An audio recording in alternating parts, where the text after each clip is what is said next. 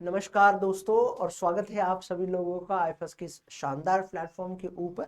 और दोस्तों आज हम बातें करेंगे सीएसआईआर नेट जून 2025 के क्वालिफाइड स्टूडेंट्स के साथ। और आज हमारे साथ जुड़े हैं हिसार हरियाणा से ऐसे ही एक कैंडिडेट जिन्होंने इस एग्जाम्स में बहुत ही हार्ड वर्क, डेडिकेशन और मेहनत के साथ इस एग्जाम्स को क्वालिफाई किया और साथ में एक बेहतरीन रैंक भी हासिल की।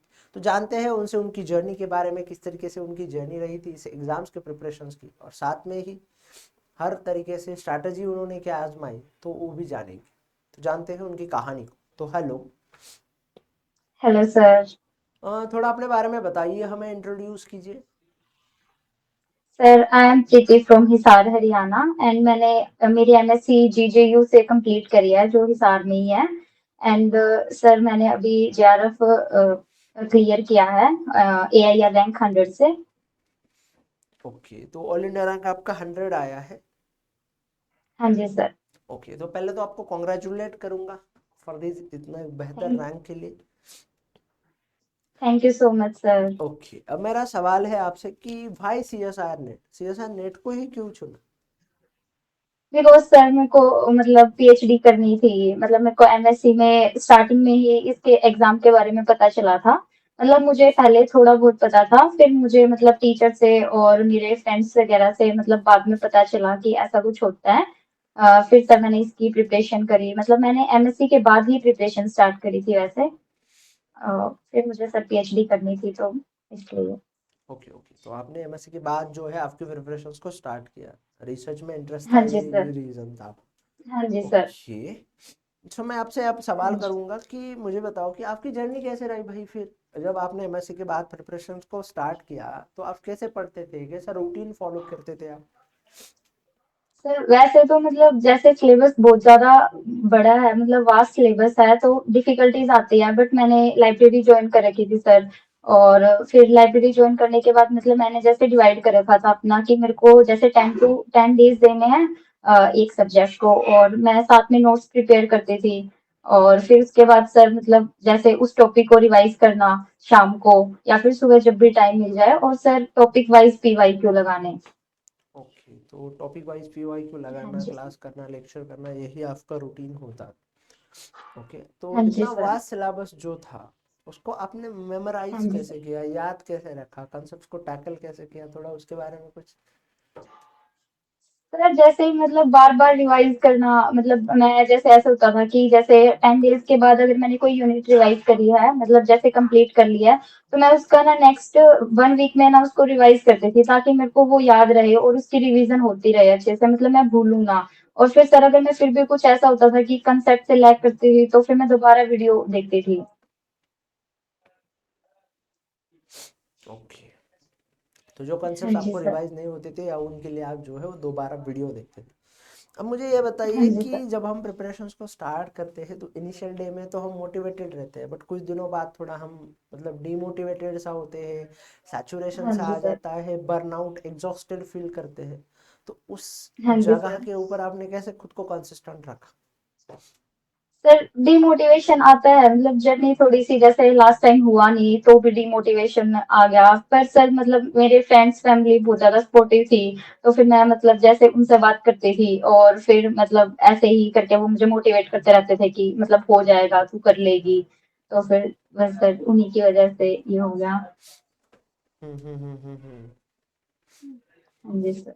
ओके, बहुत बढ़िया, बहुत शानदार। अब मुझे ये बताइए कि सबसे पसंदीदा और इजी यूनिट कौन सी थी आपके लिए। सर सेल बायो और मोलिकुलर बायोलॉजी।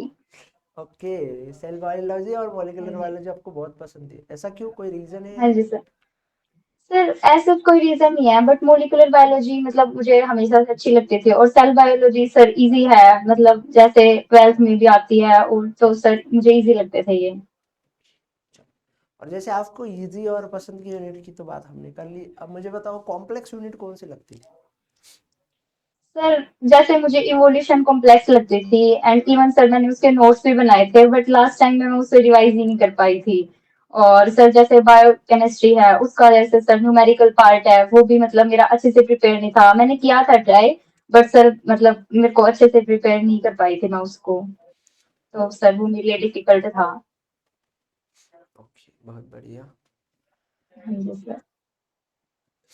अब मैं और एक सवाल आपसे ये कहूँगा कि जो एग्जाम हॉल का एक्सपीरियंस है, मतलब 3 आवर्स जो हम बोलते हैं कि 3 आवर डिफाइन मतलब यूटिलाइज कैसे करते हो, उसके ऊपर आपका क्वालिफिकेशन मैटर करता है। तो आपने कैसे उन 3 आवर्स को यूज किया था?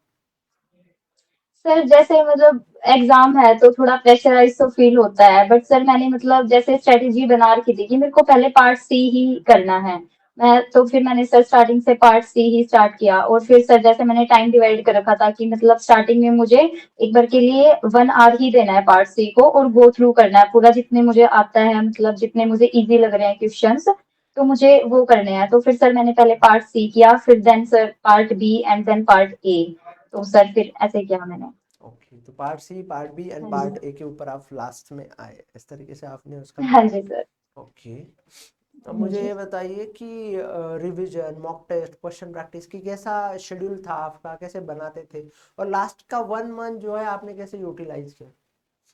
सर जैसे ना मैंने मतलब वीडियोस वगैरह तो कंप्लीट कर ली थी पहले से ही, तो मैं लास्ट में अपने नोट्स रिवाइज करती थी, और मैं शॉर्ट नोट्स भी बनाने की कोशिश करती थी कि जैसे मेरे को कोई टॉपिक टफ लग रहा है तो वो मुझे मतलब जैसे एक दो दिन में मुझे वो रिवाइज करना है, तो सर मैं उसके शॉर्ट नोट्स बनाती थी। और सर जैसे जीआरएफ एक्सप्रेस है, एग्जाम मैपिंग सीरीज है सर, इससे भी बहुत हेल्प मिली मुझे। मतलब जैसे यूनिट्स के नोट्स रिवाइज करना कई बार थोड़ा मतलब बोरिंग भी लगता है, और मतलब एग्जेजरेट हो जाते हैं चीजें, ठीक है। तो फिर सर मुझे वो सब तो जेआरएफ एक्सप्रेस से सर एक वीडियो में ही जैसे रिवाइज हो जाता था फटाफट, तो सर वो बहुत हेल्पफुल थी। और सर जैसे मैंने मॉक टेस्ट वगैरह के लिए सर मैंने टेस्ट सीरीज ले रखी थी आईएफएस की, तो सर मैंने वो भी लगाया था, मतलब जैसे मैंने 7 to 8 मॉक टेस्ट किए थे, तो सर उससे कॉन्फिडेंस भी बिल्ड हुआ काफी। तो ओके। और मुझे ये बताइए कि ऐसी आपको क्या 3 या 4 चीजें लगती है कि जिसकी बदौलत आपको लगता है कि नहीं, इसी वजह से मैंने इस एग्जाम्स को क्वालिफाई किया? सर जैसे रिवीजन, जैसे लास्ट टाइम मेरा न्यू हुआ था तो उसका मेन रीजन था कि जैसे मैं रिवाइज ही नहीं कर पाई थी अच्छे से, हम्म। और मतलब रिवीजन अच्छे से। और सर सबसे ज्यादा पीवाईक्यूज, मतलब पीवाईक्यू मस्त, जैसे हर टॉपिक है उसके पीवाईक्यू लगाओ, तो सर ये तो मस्त है, मतलब पीवाईक्यूज लगाने चाहिए, क्वेश्चन प्रैक्टिस बहुत ज्यादा नेसेसरी है। ओके। और जो सर आगे आने वाले ये, एस्पिरेंट्स हैं उनके लिए क्या सलाह देना चाहोगे आप?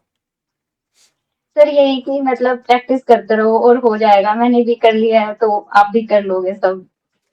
और सर रिवीजन और कंसिस्टेंसी इज द की, तो कंसिस्टेंसी रखना बहुत ज्यादा इम्पोर्टेंट है सर। चलिए, ठीक है। Thank you so हाँ जी। much for sharing your experience, your journey, and your thoughts with us. Wishing you a very all the best from the my end और पूरे थैंक आप फैमिली की तरफ से। Thank you and thank you once again. Thank you so much sir, most welcome sir.